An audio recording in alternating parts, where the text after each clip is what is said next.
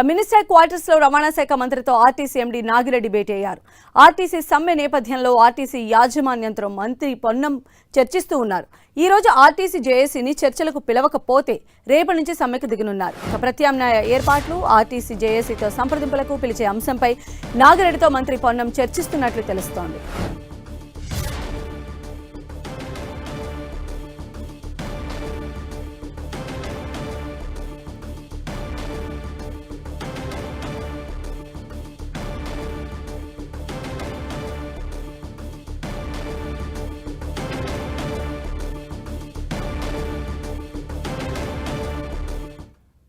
So ఇప్పుడే minister quarters లో రవాణా శాఖ మంత్రితో ఆర్టీసీ ఎండీ నాగిరెడ్డి కూడా భేటీ అయ్యారు. రేపటి నుంచి ఆర్టీసీ సమ్మెకు వెళ్లబోతున్న నేపథ్యంలో ఈ రోజు వారిని పిలిచి చర్చించాలని చెప్పి కూడా భావిస్తున్నట్టుగా తెలుస్తోంది. మరిన్ని అప్డేట్స్ కూడా తెలుసుకుందాం. మా ప్రతినిధి తిరుపతి చారి మనకు అందుబాటులో ఉన్నారు. చారి,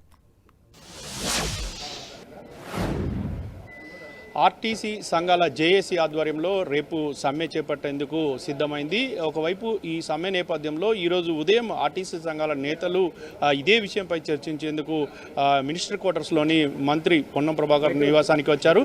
ఇందులో భాగంగా ఆ నివాసంలో భాగంగా ఆ మంత్రితో పలు అంశాలపై ఆర్టీసీ కార్మిక సంఘాల నేతలు చర్చించారు.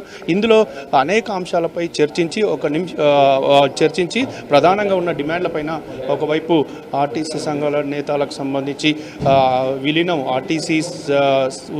ఆర్టీసీ ఉద్యోగుల విలీనం సంబంధించి అంశంపైన చర్చించారు. అదేవిధంగా 30% ఫిట్మెంట్, ఇతర సవరణలకు సంబంధించి మనతో పాటు మంత్రి పొన్నం ప్రభాకర్ ఉన్నారు. మరిన్ని వివరాలు అడిగి తెలుసుకుందాం. ఆర్టీసీ జేఏసీ సమ్మె చేయబోతుంది. దీనికి సంబంధించి మీ దాన్ని మాట్లాడుతూ ఉన్నాం. వాళ్ళతో మాట్లాడిన తర్వాత మాట్లాడతా. ఇంకేం నిర్ణయం కానీ అట్లా ఏం లేదు. మాట్లాడినాక చెప్తా. ఆర్టీసీకి సంబంధించి ఒకవేళ సమ్మె చేస్తే ఇబ్బందులు అయ్యే పరిస్థితి ఉంది అని చెప్పేసి ఒకవైపు వాళ్ళు చెప్తున్న పరిస్థితి ఉంది. ఖచ్చితంగా మా ఫిట్మెంట్ కానీ, పిఆర్సీ కానీ, డిఏ కానీ చెల్లించాలి. ఆర్టీసీని విలీనం మీరు అన్ని అంశాలు దయచేసి ఆర్టీసీ కార్మికులు ప్రజలు వేరువేరు కాదు కాబట్టి అందరూ కూడా ప్రజలకు ఇబ్బంది కలగకుండా ఆర్టీసీకి సంబంధించినటువంటి ఉద్యోగస్తులు కానీ, ప్రభుత్వం కానీ అందరూ కూడా సానుకూలంగానే ఆలోచన చేస్తారు. నేను మాటలు తదుపరి తుది నిర్ణయాన్ని మీకు చెప్తాను తర్వాత.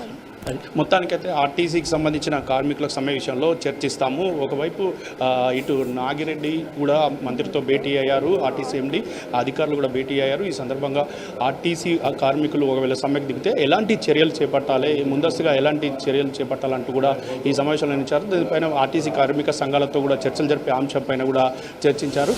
మరొక వైపు ఆర్టీసీ కార్మికులు ప్రధాన డిమాండ్ ఏంటంటే ఏదైతే మహిళలకు సంబంధించిన మహాలక్ష్మి పథకం కింద ప్రతి నెల 400 కోట్ల రూపాయలు చెల్లించాలంటూ ఒకవైపు ఆర్టీసీ కార్మిక సంఘాలు డిమాండ్ చేస్తున్నాయి. దీంతోపాటు పీఆర్సీ, డిఏ, తర్వాత ఆర్టీసీ ఉద్యోగులకు భద్రత కల్పించాలనే అంశంపైన కూడా వాళ్ళు డిమాండ్ చేస్తున్న పరిస్థితి ఉంది. సంధ్య, అయితే చారి, మనం చూసినట్లయితే రేపటి నుంచి ఆర్టీసీ సమ్మెకు పిలుపునిచ్చినటువంటి నేపథ్యంలో ఇప్పుడు నిజంగా కూడా చర్చలకు పిలిచేటువంటి ఆస్కారం ఎంతవరకు ఉండొచ్చు? అంటే ఈ చర్చలు ఒక ఫలప్రదంగా ముగింపు వచ్చేటువంటి అవకాశం ఉండొచ్చా? ఖచ్చితంగా ఆర్టీసీకి సంబంధించిన విషయంలో రాష్ట్ర ప్రభుత్వం సానుకూలంగా ఉంది. మంత్రి కూడా ఇదే విషయాన్ని చెప్పారు. ప్రజలు ఇటు ఆర్టీసీ కార్మికులు వేరు కాదు, ఆర్టీసీ సంస్థ వేరు కాదు, ఇది అందులో ప్రజలతో భాగస్వామ్యం కాబట్టి ఖచ్చితంగా ఆర్టీసీ కార్మికులు సమ్మె చేయకుండా చూస్తాము అని చెప్పారు. వాళ్ళ న్యాయమైన డిమాండ్ల పరిష్కారం చేయడంతో పాటు ఆర్టీసీ విలీనం సంబంధించిన అంశాలపై వాళ్ళతో చర్చలు జరిపేందుకు తాము సిద్ధంగా ఉన్నామనే విషయాన్ని ఇప్పటికే ఆర్టీసీ కార్మికులకు వెల్లడించిన పరిస్థితి ఉంది. సంధ్య, తిరుపతిచారు, అంటే ఇప్పుడు మనం చూసినట్లయితే ఒకవేళ చర్చలు కనుక జరిగినట్లయితే ఈ చర్చల్లో ఆర్టీసీకి సంబంధించిన జేఏసీ నేతలు వచ్చేటువంటి స్కోప్ ఎంతవరకు ఉండొచ్చు? ఎందుకంటే వాళ్ళు అడుగుతున్నటువంటి డిమాండ్స్కి గవర్నమెంట్ సైడ్ నుంచి వ్యతిరేకత వస్తున్నటువంటి ఈ నేపథ్యంలో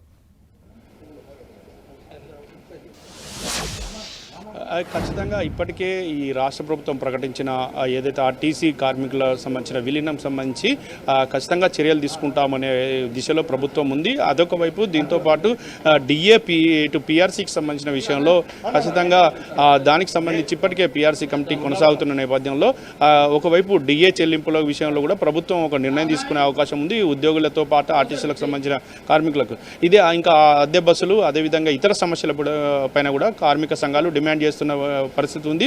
ఉద్యోగుల భద్రత పైన ప్రధానంగా డిమాండ్ చేస్తున్నారు. ఎలక్ట్రిక్ బస్సులను కూడా ఆర్టీసీ యాజమాన్యమే కొన్ని నడపాలంటూ కూడా వాళ్ళు డిమాండ్ చేస్తున్న పరిస్థితి ఉంది. సంధ్య, రైట్. తిరుపతి.